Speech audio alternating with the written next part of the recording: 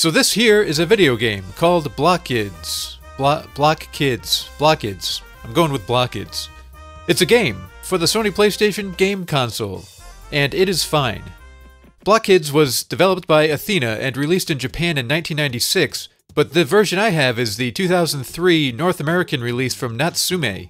This game is kinda like a 3D Breakout or Arkanoid, with a host of characters to choose from and a ton of boards to play through. The two gameplay modes are the Limited Continue Adventure mode and Challenge mode, which has unlimited continues. Both start by choosing a character, and then you get about the business of block breaking. Each mode has its own set of game boards, and you'll notice that Blockids not only arranges blocks horizontally and vertically on a two-dimensional plane, but also up, in the air. If you knock out the block at the bottom of a column, the blocks above it will drop down. But this game also lets you bounce the ball, allowing you to reach the higher blocks directly. You generally want to bounce the ball while it's moving away from you, as you can bounce it right over your paddle and out of play if you aren't careful. There are also special abilities that are charged by breaking red blocks, and when the meter on the left is filled, depending on your character, you'll either get the ability to catch the ball, to have your paddle get wider, or to give the ball the ability to break through blocks. There'll also be power-ups that drop down from the blocks Arkanoid style, though these aren't quite as interesting as that game's. They're just things like increasing or decreasing the size of your paddle, moving your paddle towards or away from the blocks, changing the ball speed, and some cool ones like giving you an extra ball, or ending the current board and moving straight to the next one. There's 4 different view modes available.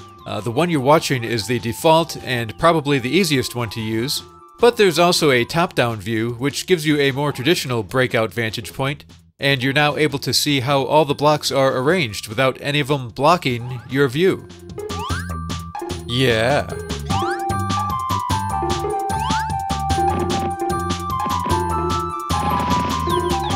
If you really want to feel three-dimensional, there's a view from behind your paddle at ground level, so to speak.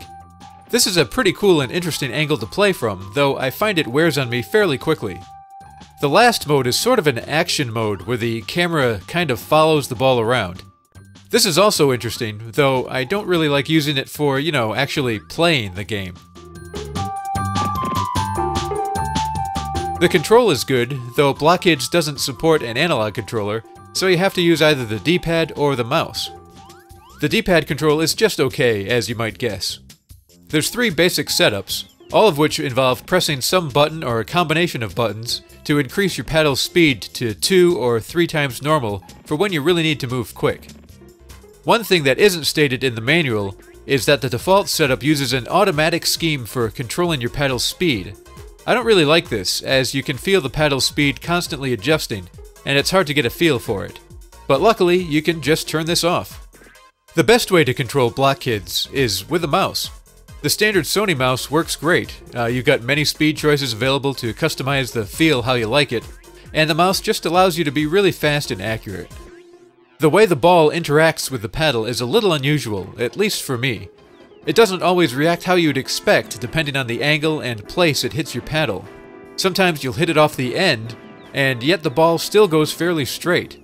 It's not that the ball is uncontrollable, it's just more subtle than your typical Breakout game.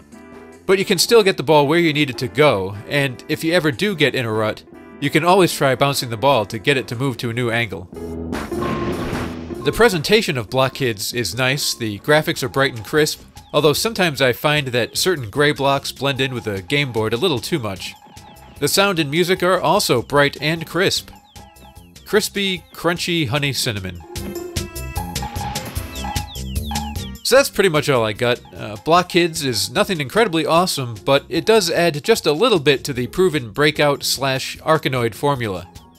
One note for people who might play this on their PS2, when I play this game on my PS2 Slim, the music cuts out during gameplay sometimes, and you'll occasionally get a little flashing weirdness when the game board loads. But other than that, the gameplay is just fine.